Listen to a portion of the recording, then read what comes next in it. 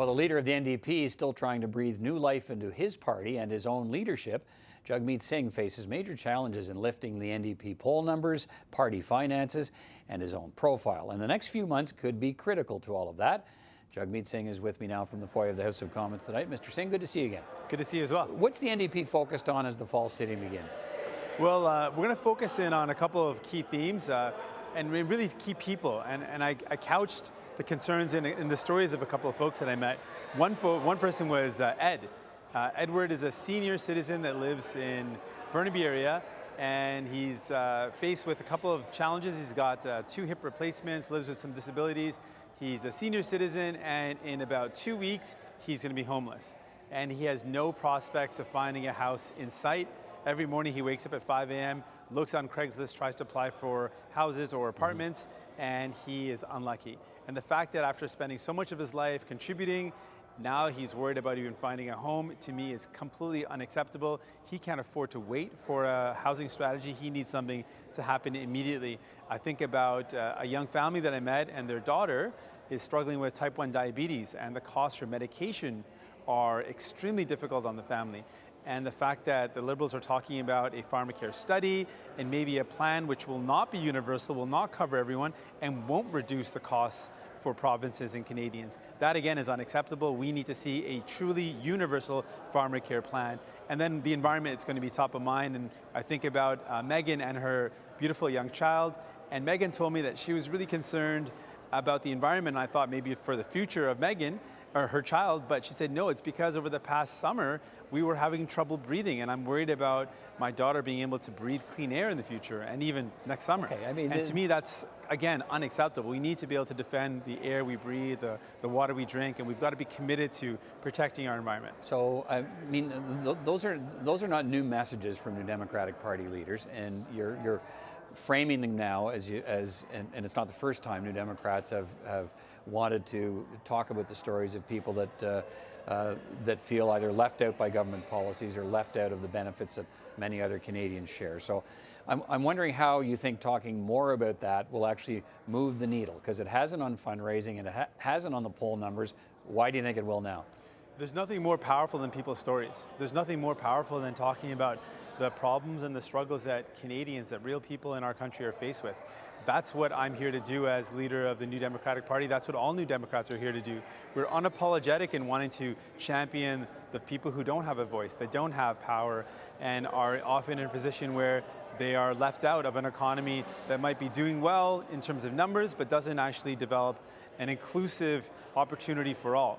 That's what we're here to do, and that's what I'm going to continue to do. Okay, so let me ask you what you think, and I'm sure you've gone through many periods of reflection in the year you've been a leader of the party, almost year, and the next year, of course, is critical, and we'll talk a little bit about that as well. But when you look at fundraising challenges and how the poll numbers really aren't moving in the high teens or sometimes middle teens, have you been able to put your finger on what you think it is about your leadership that's not moving those numbers the way you want them to move? I know you're asking about numbers and you're asking about polling and whether I'm worried or not. At the end of the day, I'm worried about Canadians. I can tell you that this is a critical time, not for me or my leadership. I'm asking whether you're It's a critical time for the struggles that people are facing. I'm asking whether you're satisfied that you've captured the imagination of the Canadian voter. I'm not satisfied with the results. The results are we've got a Liberal government that's purchased a pipeline, spent $4.5 billion on purchasing a pipeline instead of investing in clean energy and clean energy jobs of today and of tomorrow, jobs of the future. I'm upset and I'm worried that this government doesn't realize that a national housing crisis means we need immediate action. It doesn't mean we can afford to wait until after the next federal election before funding actually starts to flow into cities and to address this crisis. Those are my concerns. That's what I'm worried about. Okay, can I talk to you about trade for a second? Now, there's a growing chorus of people starting to suggest that Canada should be prepared to bargain away supply management protections to get a new trade deal with the United States.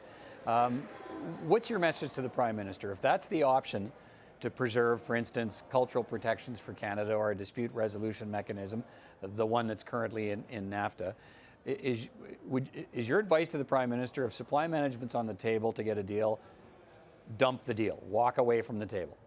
Well, my advice will always be to the Prime Minister that just signing a deal isn't good enough. It's got to be a good deal. And if we're honest about the dispute resolution mechanisms, it's actually Canada that was fighting to keep Chapter 11 into the agreement, a chapter through which we are one of the most sued nations in the entire agreement. So the government's not actually doing the right advocacy work to make sure that we're not subject to the investor-state dispute mechanism, which means that corporations can sue our nation when we put forward policies to protect our citizens. That's not acceptable. That shouldn't be the way forward.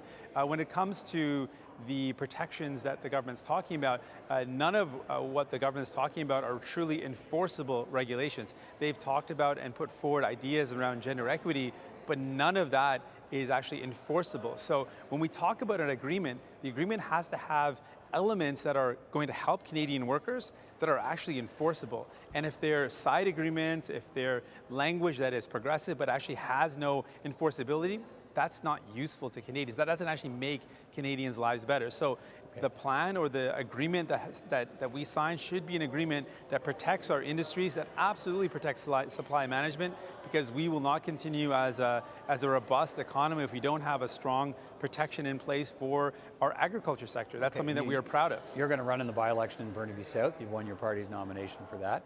Whenever the Prime Minister decides to call that by-election, you used to say you were fine waiting until the general election to run for office, but clearly you don't think that anymore. So in hindsight, was it a mistake to not seek a seat in the House of Commons at an earlier opportunity, given the challenges of trying to compete for attention? Well, I've always said I was open to an opportunity if my team suggested that there was an opportunity that made sense, where we could actually continue to put pressure on the government from within the House of Commons. I was always open to any suggestions. There hadn't been an opportunity that made sense in being able to continue that message. At this point, what it came down to was a number of decisions this government made that clearly showed that they were not delivering on what people needed. On the housing front, and on the most recently, the poverty announcement, the government announced a poverty strategy, but the strategy has no new funding and doesn't actually achieve anything. It's just a slick announcement without any substance. That seems to be what this government's doing. On the housing announcement, but how did that make up, without any concrete? And again, how did that help you reach a decision to decide I need a seat in the House of Commons now? Because you've been attacking the government from outside the House for months. Well, we see recent decisions the government has made make it clear that they're not delivering on what we need.